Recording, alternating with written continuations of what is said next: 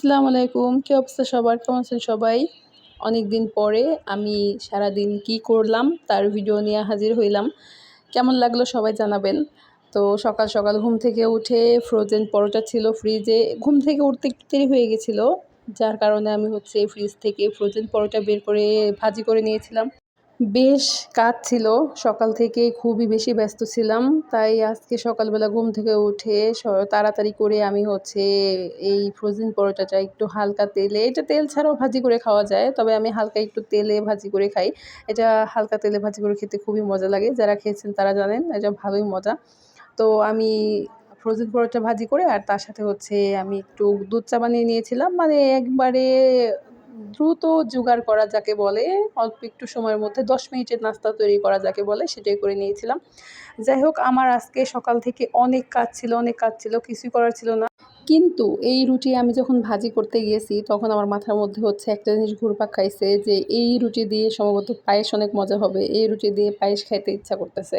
আমি দুধটা বের করছিলাম চা বানাবো বলে, মানে আমার যাতে অনেক অল্প সময়ে হয়ে যায়। সেইখানে আমার মাথার মধ্যে ঢুকছে যে আমাকে এই পরোটা দিয়ে আমার পায়েস খেতে হবে। আমি পরোটা ভাজি করে রেখে তারপর পায়েস রান্না করে তারপর এই পরোটা দিয়ে খাইছি। আমি এইরকম মানুষ ভাই, মাথার মধ্যে যেটা উঠবে সেটা না করা পর্যন্ত আমার মাথা ঠান্ডা থাকবে না। আর দেখেন আমার রুটির অবস্থা, আমি একটা কাজ করতে যাব সেটা উল্টাপাল্টা হবে না, এটা তো বলাই যায় না, হবেই। তো রুটি পোড়াই ফেলছি, যাই হোক খাওয়া গেলেই হয়েছে। আমি রুটিটা বানানো শেষ করে পায়েসটা রান্না করছি।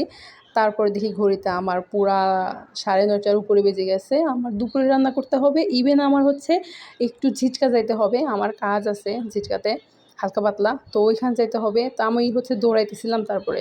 পুরা দৌড়াইতেছিলাম আর মা বলতেছিল, "তোমার আর কিছুই করার দরকার নাই। তুমি যাও, তুমি তোমার কাজ করো।" কিন্তু আমার মাথার মধ্যে ওই রাঁধুনি হইলে যা হয় আমার রান্না করে রেখে যেতে হবে। তো মাথার মধ্যে ঘুরতেছিল। যাই হোক সব কিছু বাদ-টাদ দিয়ে তারপর কিছু টুকটাক ফার্নিচার আমরা সরানোরা করতেছিলাম। তো আমরা ৩ জন ধরে অনেক চেষ্টা করতেছিলাম। কোনোভাবেই আমার মায়ের এই কাঠের আলমারি কোনোভাবেই সরাইতে পারতেছিলাম না। এটা মানে কি বলবো?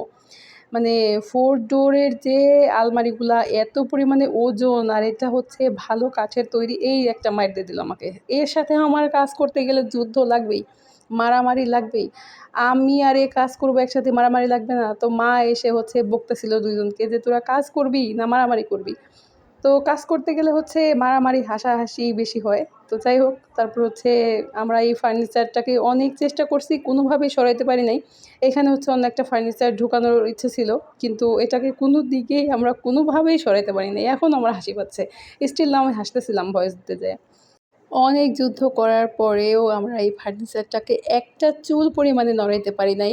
তারপরে নিচে থেকে ২ টা লোককে ডেকে এনে তারপর ফার্নিচারটাকে কোনোরকমভাবে সরানো হইছে। আসলে এই আলমারিগুলো এত পরিমাণে ওজন, আল্লাহ কি বলবো? মানে কোনোভাবে সরানো সম্ভব না। অন্যান্য নরমাল ফার্নিচারগুলো তাও যদিও সরানো যায়, কিন্তু এটাকে কোনোভাবেই সরানো সম্ভব না।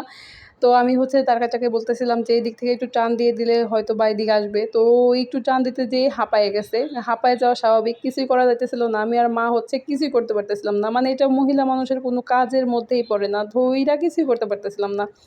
তো যাই হোক এটা আমরা ব্যর্থ হয়ে গেলাম। এই কাজটা করতে পারি নাই। সো ওইটা বাদ-সাদ দিয়ে তাড়াতাড়ি করে আমাদের যাইতে হবে। তো ১-২ জন লোক ডাকা হইছে। ডেকে এনে ওদের ২ জনকে দিয়ে সরানোর পরে বাসার ভিউ এই, মানে আমাদের সোফার সেটটা ছিল বাম দিকে, ডাইনিংটা ছিল ডান দিকে। আমরা অল্টার করেছিলাম। অল্টার করতে যেয়ে আমাদের একটা ফার্নিচার একটু বেশি হয়ে গেছিলো।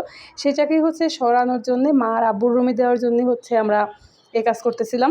তো যাই হোক অন্য লোকদের ডেকে এনে সরানো হইছে। তারপর চলে গেছিলাম ঝিটকা। পুরনো কিছু ফার্নিচার ছিল সেগুলো আমাদের ঝিটকার কয়েকটা রুম একবারে ফাঁকা পড়েছিল। সেই রুমে দেওয়ার জন্য নিয়ে গেছিলাম।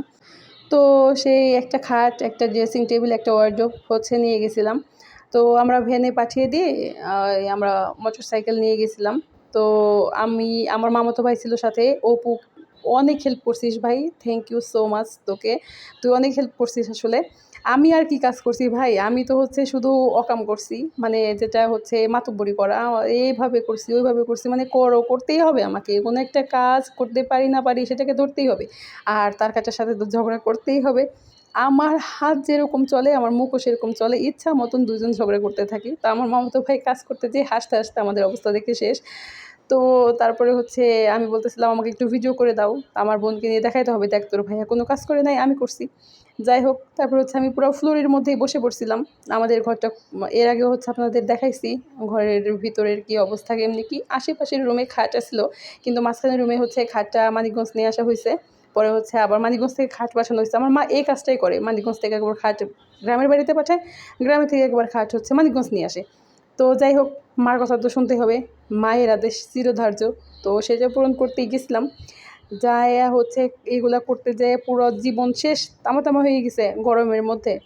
তো এই কাজগুলো শেষ দিছি আমি পুরা দুপুরের আগে, মানে দুপুরের আগে আমার এই কাজটা শেষ দিতে হবে। দুপুরের আগে শেষ দিতে চেয়েও আমি পারি নাই। আমার এইগুলো হচ্ছে ফার্নিচারগুলো নিয়ে যেয়ে সেগুলো সেট করে রেখে আসতে আসতে আমার পুরো 3টা বেজে গেছিলো।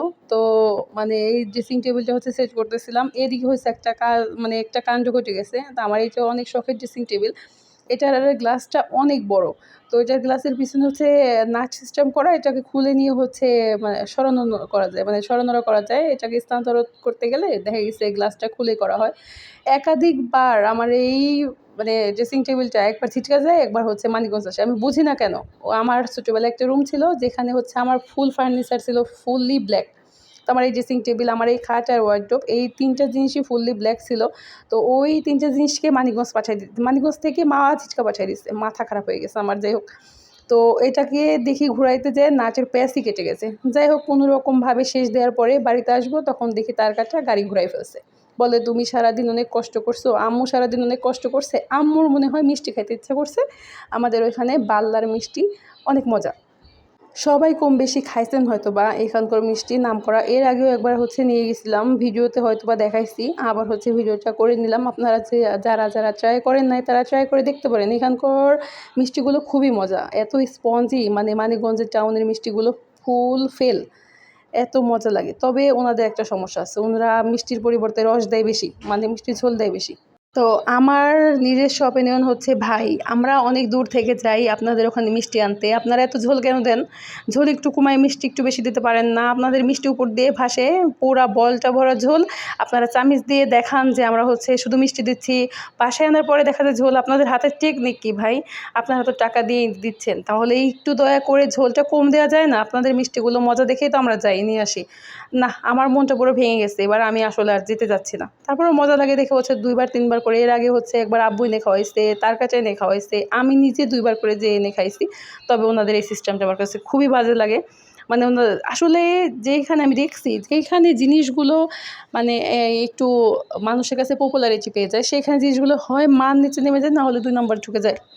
প্লিজ ভাই, আপনাদের মিষ্টি তো যেমন তেমন, এত ঝোল দিয়েন না, কাউকেই দিয়েন না। আসলে পরে আর দেখবেন কেউ যাবে না, মিষ্টিও আনবে না। আমারই মনটা ভেঙে গেছে, আমি যাব কিনা সন্দেহ। যাই হোক, তারপরে চলে গেছিলাম হচ্ছে আমরা পাটুরিয়াতে, কারণ বাল্লা থেকে পাটুরিয়ার দূরত্ব খুবই কম। তো পাটুরিয়া এই পল্টনে আমার এত ভালো লাগে, মানে পল্টনে যেয়ে দাঁড়ালেই খুব শান্তি শান্তি লাগে। এটা হচ্ছে ঈদের পরের দিনের ভিডিও কিন্তু। তো ওইখান থেকে হচ্ছে মাছ ধরা একটু দেখছিলাম, দেখে হচ্ছে হালকা পাতলা একটু দুপুরের খাওয়া দাওয়া সেই বিকেলবেলা করে তারপরে বাড়িতে চলে এসেছিলাম। এটা ছিল হচ্ছে তারপরের দিন সকালবেলার ভিডিও। তো মায়ের হাতের জাদু আছে আসলেই, নিজে মানে এত সুন্দর ফলন শহরের বাড়িতে। কিছু কিছু মানুষ আমি চ্যালেঞ্জে বলতে পারি গ্রামেতে এরকম নাই, গ্রামের বাড়িতেও কিছু কিছু মানুষের এরকম নাই। তো ফ্রিজে ইলিশ মাছ ছিল, তো মা বলতেছিল যে ইলিশ মাছ দিয়ে দাঁড়া দিয়ে রান্না করলে খুব মজা লাগবে, যা বলা তাই। তো মা আর আমি চলে গেছিলাম বাড়ির নিচে, যে হচ্ছে মায়ের লাগানো দাঁড়া, মায়ের হাতের লাগানো মরিচ গাছ থেকে মরিচ নিয়ে এসে ইলিশ মাছ দিয়ে মজা করে জমিয়ে রান্না করে খেয়েছি। ভাই আগের দিন তো খাওয়া দাওয়া এরকম হয়ই নাই। সবাই আমার মার এই সবজি বাগানটা দেখে মাশাল্লাহ বলে দিবেন, মার এই সবজি বাগানে নাই এমন কোনো কিছু নাই। এই গাছের মরিচগুলো এত বড় বড়, তারপরে একটু ঝাল হয় নাই, মানে আরও বড় হবে সম্ভবত।